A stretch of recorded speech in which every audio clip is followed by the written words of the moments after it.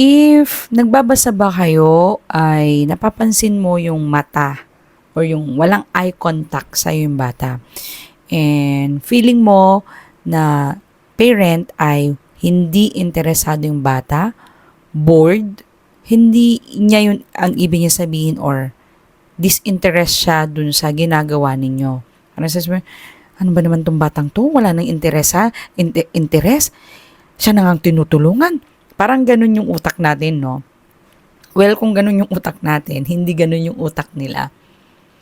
Hindi ibig sabihin na they are not interested in what they're doing. Sa totoo lang, gustong-gusto ng mga bata magbasa. May napansin akong bata sa school namin, no? Siya yung pinakahuli.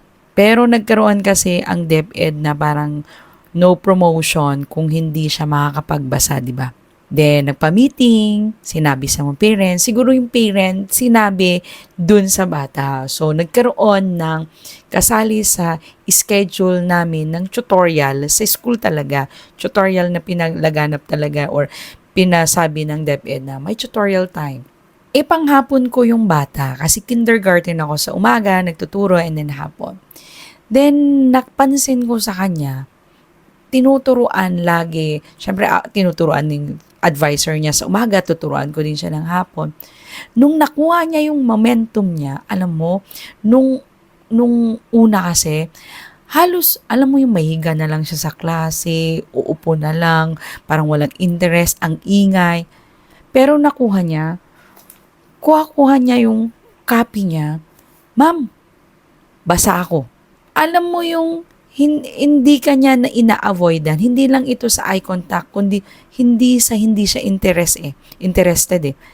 Ibig sabihin lang kung bakit hindi siya interesado ay or hindi siya nag-eye contact sa'yo or hindi ka niya tinitignan.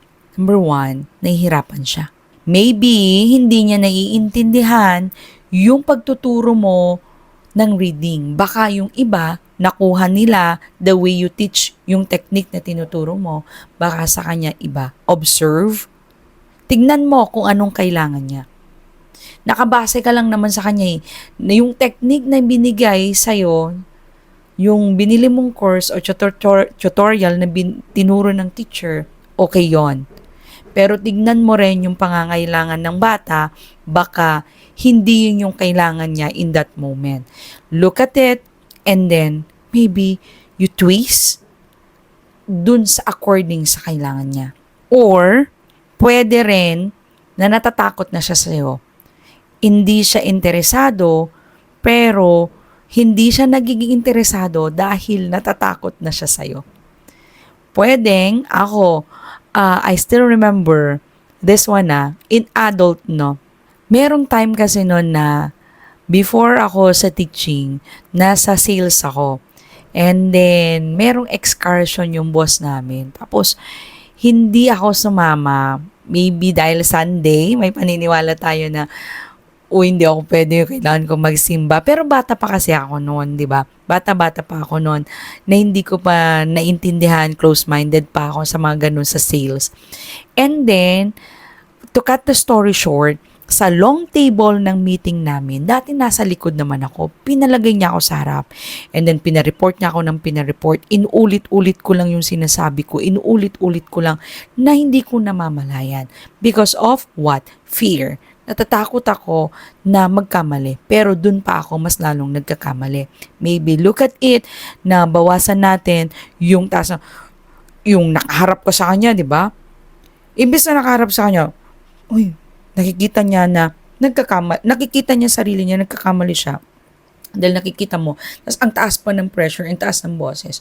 So, ang pwede natin gawin is, maybe, okay lang magkamali. Calm your voice, tone down your voice, dun ka sa side niya, para makita mo kung saan ka pwedeng tulungan siya. Tapos, pag nakita mo to, i-emphasize mo, i-demo mo ulit sa kanya, pag binasa mo to, or itong sound nito, ganito. Isa lang. Ang hindi kailangan ng maraming instructions. Pag marami kasing instructions, kahit naman ikaw, kadaming instructions, ano sinabi ni boss? 'Di ba? Pag ikaw din, Ha? Anong sinabi niya? Parang sa utak niya, naglalaro na lang na parang music na hindi mo maintindihan, hindi niya mapag-connect-connect. So, ang gagawin mo bilang isang nanay, nanay ka nga eh. 'Di ba? Dapat, kailangan mo be calm, sabihin mo, nak, okay lang magkamali. Ito, isa lang, isang instruction lang.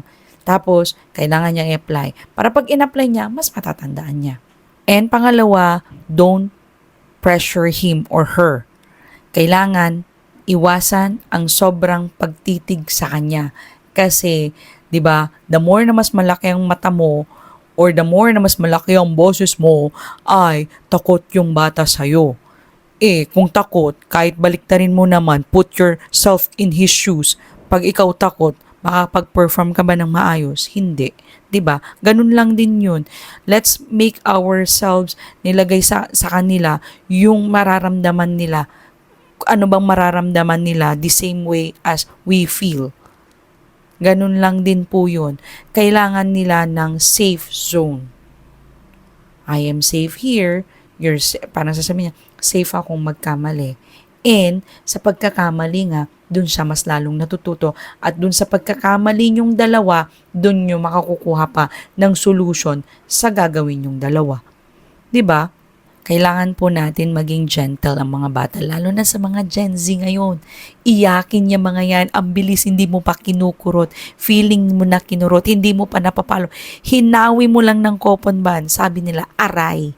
'Di ba? They need a gentle pagkikipag-usap sa kanila, positive reinforcement sa kanila, and they need to be the feeling of safety. So, kung gusto mo po yung ganitong mga vlog, real vlog ng about reading, please don't forget to subscribe.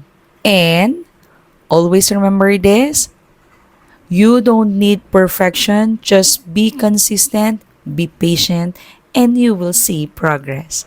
God bless.